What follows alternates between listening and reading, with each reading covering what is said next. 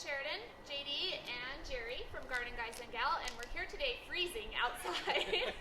JD gave me his coat. We're freezing to death. But we're here to talk about watering, right? And how it's way too early to start, so knock it off. That's the end of the conversation. I don't know what else we could say. Any questions? Any questions? JD says stop it. No, really, I live in Cache Valley, and we had snow this week, which is a form of moisture, and I've seen sprinklers on. Yeah, so have I. So have I. Yep, I'm here in Davis County. And so it's the is Jerry. second day that the water's on, and I've already seen sprinklers. And it's, 40 degrees, 45 degrees maybe? Yeah. We've just had moisture in the air. There is no reason to water. There is no reason. It's very true. So Well, just the demand that the plants have for water isn't there. No, the it soil isn't still there. has water in it from winter. I mean, it was a really dry winter. Well, in the last couple of weeks, we've got a little bit, but there's moisture there. there is. And the plants are leafing out. And not only that, but what I tell people is give the plants a chance to grow roots. Right. They will send those roots down deeper, which is what you want. And if you can hold up, I usually don't even turn on my sprinkler till May 1st. Right. That's pretty typical regardless of the year. Well, in Cache County, there's a lot of times June 1st is when I Yeah. turn mine on. Well, Okay. and in Davis, I've actually made it to the beginning of June also. Just depends on the moisture we have. But this year we have a major drought. Yeah. That's what we're looking at. So this That's is why we're talking about water today. Yeah, this is why this is such an important topic. And it's a hot topic. It's a heated topic. Yeah, it is. Somebody just recently told me, we live in the West, and in the West, whiskey's for drinking and water's for fighting. So I feel like, we've definitely got a lot of attitudes about water. We've got a lot of passion about water, and it's something we should really talk about. So we encourage you to put your questions in the chat about water, how to water plants, what you're curious about, and we can definitely answer those questions. So we talked about really May, June is when you start watering. But I how mean, much? April's way too early. The how much and how often is really a moving target. It is. And so when people come out and they are staunch and say, you only need to water for an hour, they really aren't telling you the whole story. They're not. Because it depends on the type of irrigation system, the pressure The that's plants. coming out, the plants that are planted. Your soil type. So many variables. But I do like, we have a website, We do. seawell.usu.edu. Which stands for Center for Water Efficient Landscape Design, right? Or Well, just see landscaping. well. Just See see well. well. Well Just done. So CWEL, and I think that we can have Cody. He's our cameraman today. He can probably give us Put that in the a chat. link in the chat for you guys. It's a great resource. So tell us more about The it. thing I like about it is it helps me kind of give me, it's like bumper bowling, where it tells you, okay, during this month, you probably only need to water, and I looked at it this morning, this month, every 6 to 7 days, once a week if needed. Right. And then it kind of bumps up in duration based on the heat of the month. So obviously July and August, you're going to be every 2 to 3 days, but now every 6-7 days is plenty.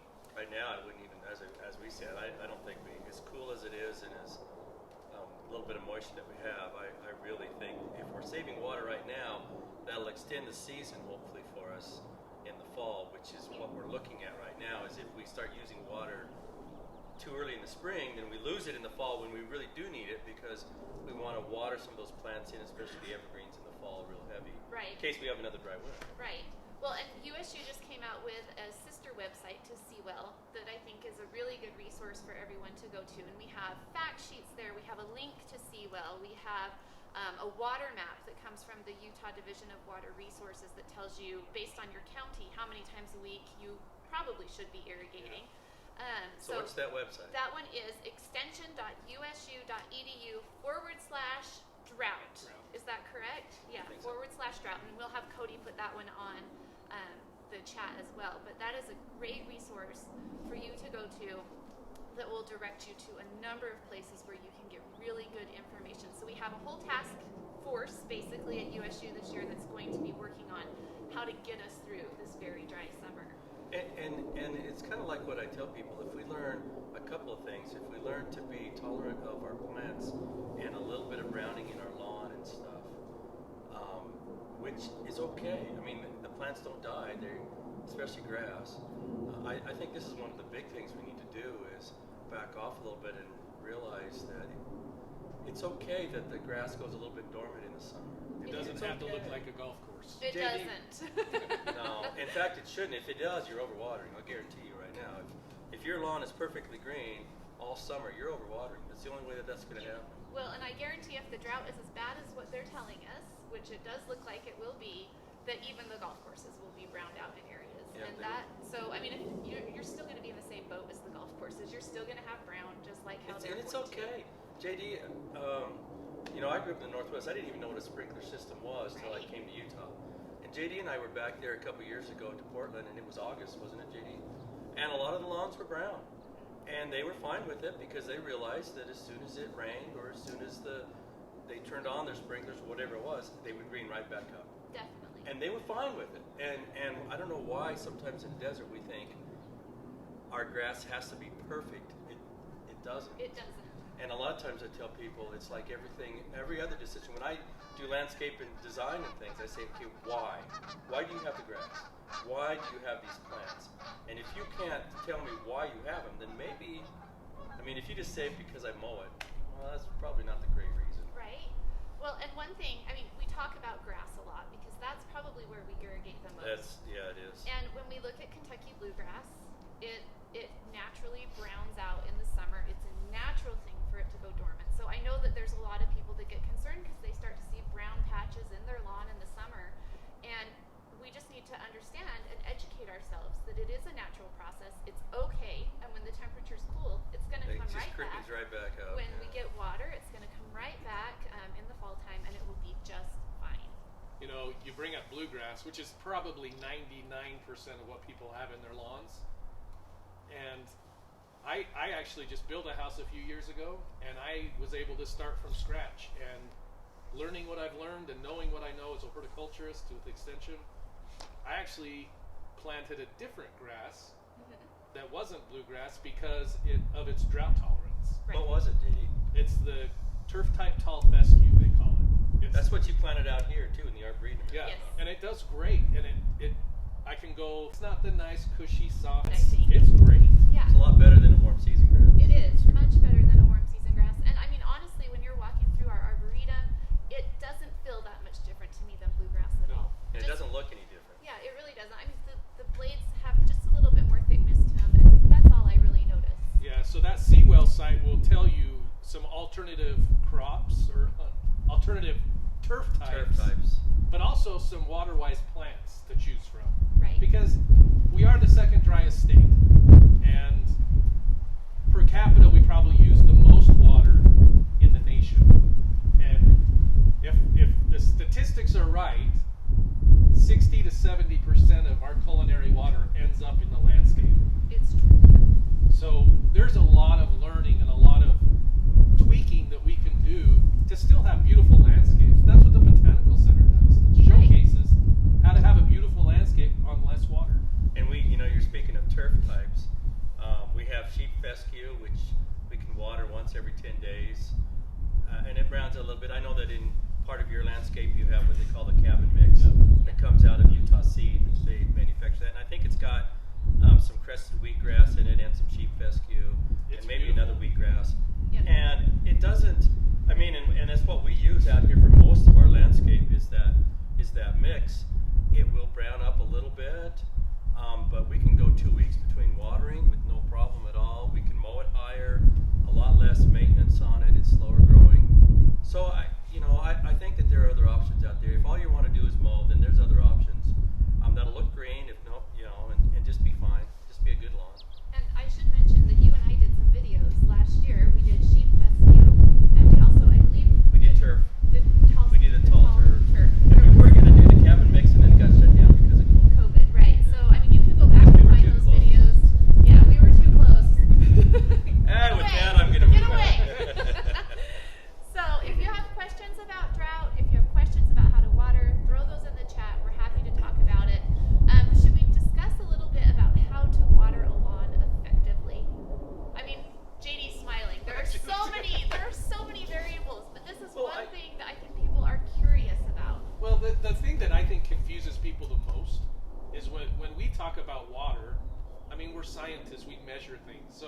we say put down a half inch of water at a time. What does that even mean, a half inch? That's like going to a bar and saying, give me 10 minutes of beer. It doesn't click in people's heads. We've talked about beer and whiskey this morning. I don't know. Well, it's a sign.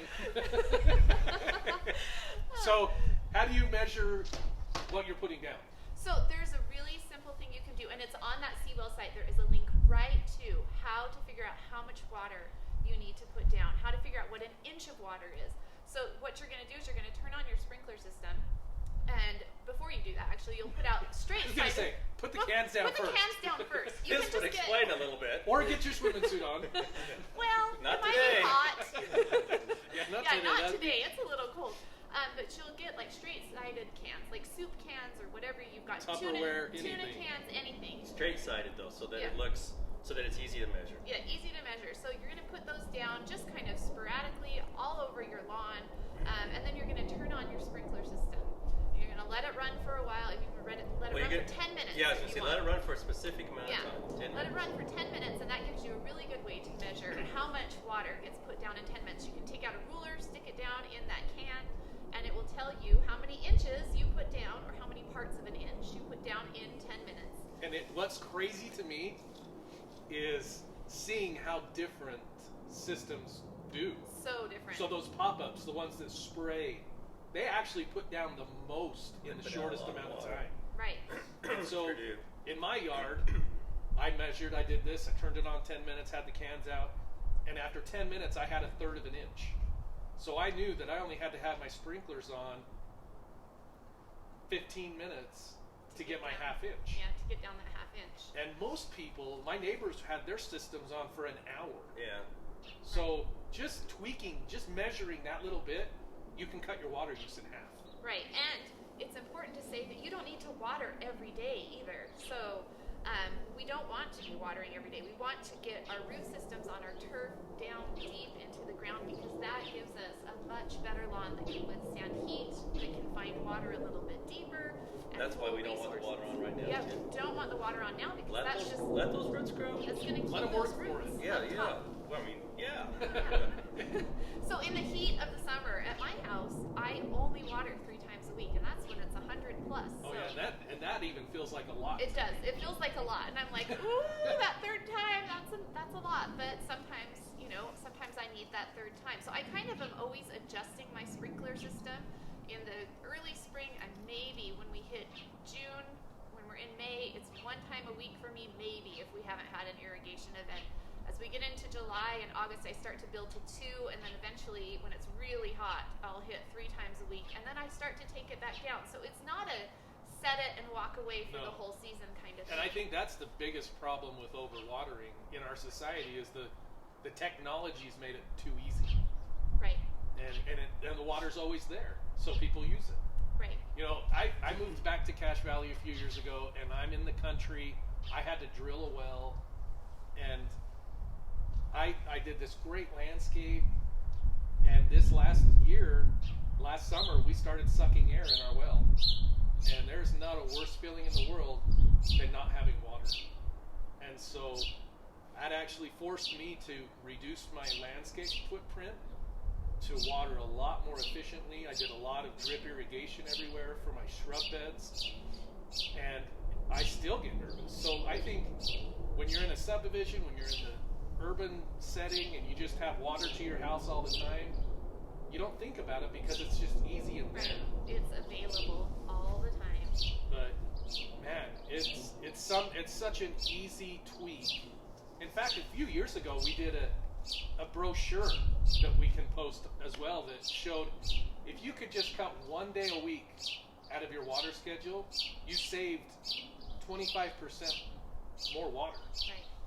And this year especially, being a drought, it's going to become really important. It is. It's going to be very important. And in fact, I was stopped by a couple of women that I know last night that were asking me about the low lake levels and how they can help and how they can change things for our environment. And I told them my whole advice to them was to water less and to really pay attention to when you need to irrigate versus when you want to irrigate, right?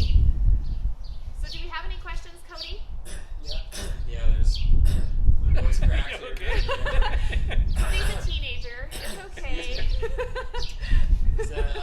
One person says that they have really sandy soil. This is Melissa. If you're still on, says, my lawn has already been dying before this rainstorm. Does sandy soil need to be watered more frequently? So what I tell people is, and I get this asked a lot, they will say, I have sandy soil, so I need to water more. And I say, no, you need to water differently. Yep. But the grass requires the exact same amount of water, whether it's in sandy, clay, perfect loam, whatever it is. The plant requires the exact same amount of water, regardless of what soil it's in. You just have to get Now different. comes the trick.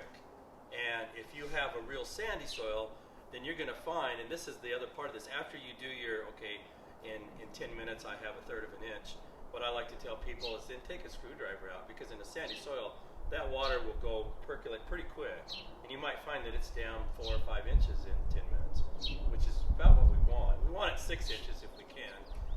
And so you're going to say, okay, well, I can water 5 minutes a day, it'll still get down 4 or 5 inches, and I'm still using the exact same amount of water. But my opinion is, even in a sandy soil, even in rock soil, you can train those roots to get deep enough where you're watering every other day. Yeah, and sometimes And I know that because I have some sandy soil too. so sometimes they'll call that pulse irrigation. So instead of putting down that half inch all at once, because in a sandy soil it'll all go away. Yeah, it just goes. In a clay soil, it puddles. Yeah. So instead of having one cycle, they'll break it up. So you'll do 1/4 inch one time, and then later another 1/4 inch. Yeah, so we're just essentially breaking it up. So you're just, I wish there was a really easy way to explain this, but to me the easiest way is just watch. Yeah. Go out and observe. See what, after your water's on for 10 minutes, so my front yard slopes to the south, and after 10 minutes, it just runs off. And so I know that. And it's like you say, so I can run it for 10 minutes. And fortunately, it's sandy enough where I do get some good penetration, but if I go longer than 10, now I'm wasting water. Right.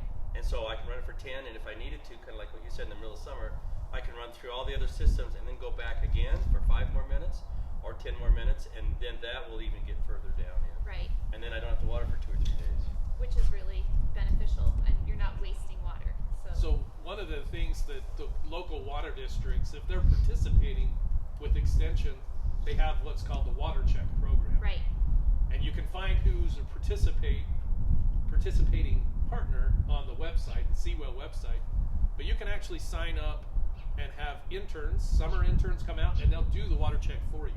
Yeah, they'll help you set your sprinkler system and figure out how to do it correctly. So I know in the last few years we've worked really close with the Cache Water District, and they give us a couple interns each year, and they went out and did almost 100 water checks last summer. And they'll help you work with your clock and they'll give you a customized schedule for your landscape. Right. So check the Seawell site, see if your local water district participates in that. It's a great service. I believe Weber Basin has participated in that in the past. Yeah, I haven't checked this year, but Yeah, I don't know either. yeah. So But I know but you can do the check. you can do it so easily. And the other thing you might find is when you set those cans out and you turn it on and turn it off, you're going to get an average. So you're not going to just measure one can. You're going to have, say you have 10 cans out there, and you're going to measure each of them, add them up, and divide by 10. How many ever Ask you your have, ask your It's ask math. your fourth grader to do this for you. Yeah, 'cause Or- it's math, and we all know. Or go on the internet and say, how do I do division? I'm kidding. Why are you looking at me? I know he's looking at you. You should be looking at me. Math and I do not get along. So you're going to divide it and you're going to get an average. But the other thing you're going to find that I will tell you that'll help is you're going to find 2 or 3 of those cans that hardly have any in it. Right. And the problem is now you're going to start overwatering areas to make sure that where those heads are get enough water. And so when you find that out and you say, oh, those 2 heads, they're probably clogged. Yeah. Or there's something, all you got to do is You're just troubleshooting. yeah, and then that will solve the problem of a brown spot here or there. And 9 times out of 10, that's all it is. It's just because those sprinkler heads are going to work differently, and they do get clogged. I mean, especially if you got secondary water, they will get clogged. And sometimes you can even just like spot water instead of turning on your holes. Yeah, Right, yeah, that's a great excellent. thing. Spot Yeah. water is So an my awesome first thing. house, Thanks, Cody. it was old. Cody. Oh, Cody's here. Cody's here. So my first house didn't have an irrigation system, I guarantee I did not overwater because I had to drag a hose. Yeah. It's a And lot the more lawn work. was still green, and I probably put down half of what I normally would have. Yeah, it's a lot more work. It's not as convenient, so definitely. Any other questions, Cody, that we haven't? Yeah, there's another question that came in. It says, what are some of the best drought-tolerant plants? Make your yard not look like a desert, but a good landscape. Oh, come visit the Botanical Center and see what So we've got. there are Hundreds and hundreds. so many plants that some of them you don't even think about. You know, for instance, crab apples. There's a lot of trees, and JD, you could tell us about your arboretum, how you have trees that are in different, and some don't even need water at all, and they still look good. And we can have beautiful landscapes. We develop plants so that we can have beautiful landscapes, beautiful plants.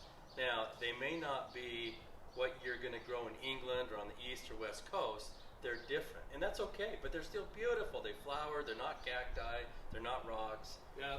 Beautiful plants. And we have a list of those plants. We do. On the Botanical Center website, or also on that Seawell site. Seawell has it. I noticed there was some fact sheets on top 10 water-wise trees, top 10 water-wise grasses. So check out the website, do your own homework, because the plants that I really like are not going to be what you really like. It's true. Or what you like. Or what I like. But, I mean, you can still get color. And we have a great fact sheet, Planting for Season-Long Color, Yeah. that will give you ideas on how to use some of the perennials, some of these low-water plants, to get color through your yard all season long. Because a lot of the times, that's the problem we run into with some of these perennials. We get a flush of color, and then it's just green after that. People don't love that. So if you'll use those plants wisely and plant with different things that bloom at different times, you can have focal points that come and go and really create a landscape that is kind of even a moving target for your eye that way. And don't forget also that you have a horticulturist near you. Like, USU Extension has an office in every county in Utah, and there's one of us. Yeah. And if there's not one of us, Well, they can get a hold of us. Let's hope there's not one of us. That might be In detrimental. in every county. Three's enough here. 3 is enough, right? But Yeah. you're right, JD. And most of them have what they would call a diagnostic clinic or a plant diagnostic clinic where you can go in and ask questions and get them answered from a master gardener who's been trained. I know Sheridan and you both do a lot of training with your master gardeners, and they're able to help them out. And their resource is us. Right. So they'll come right to Sheridan.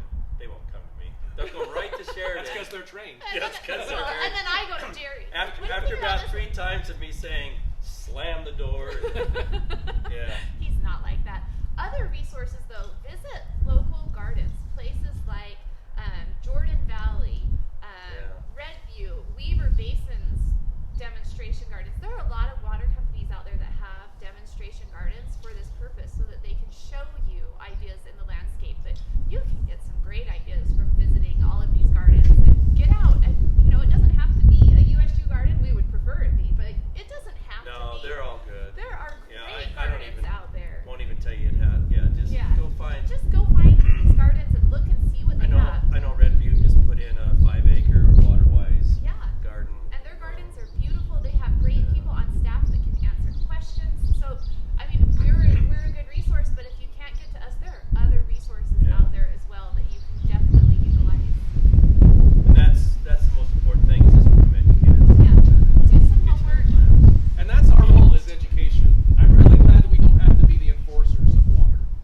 Because I'm an American. I don't like people telling me what to do. That's not just because you're American. Has a big role in it, though. That's because So- it's JD.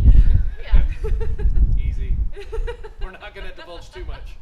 But I would much rather educate people and have them change themselves than to regulate what happens with our water. And I think that most people feel that way. But what that's going to take is a concerted effort of everybody saying, okay, we can do this. We don't need a rule. We don't need laws. We don't need to be metered forever.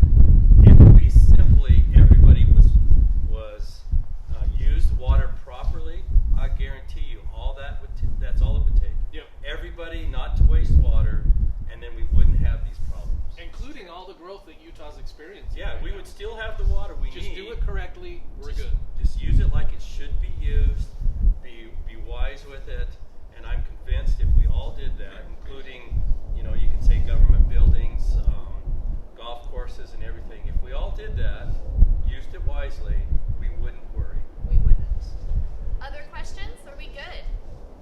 they can't really hear us because of the wind. Oh, Probably be good. But we're there's good. the questions that are on there. We'll get to you. We'll just post the answers in the comments. You can't see me, but I'm talking to the microphone. That's Cody. But Yeah. also be sure to subscribe to our YouTube channel if you're not already. We have some fun videos on there for you guys to watch. Yeah, and I'm sorry about the wind. So as soon as we do something, it rains or it gets windy or We were gonna do this inside, but if we go inside, then we wear masks, and it's just and you can't easier. hear us anyway. So Yeah, it's really a weird time right now for all of us. So we're doing the best we can. We apologize that it's not perfect, but you can always go on the website. No wind there. No Well, wind. I guess it depends on where you're looking at the website. The theory is you're in a nice warm place by a fire with a hot chocolate, but yeah, so throw your questions in the comments, and we will definitely take the time to go through and answer your we questions. will do that. As he looks at me, do you see how this works? We've already established that you're the strongest link. It's what they sandwich me. All right, so thanks guys for watching. Water wisely, do the best you can, and let's see if we can conserve this year. And we'll definitely hit this topic again as we Yeah. go through the season. So Definitely. thanks guys for watching.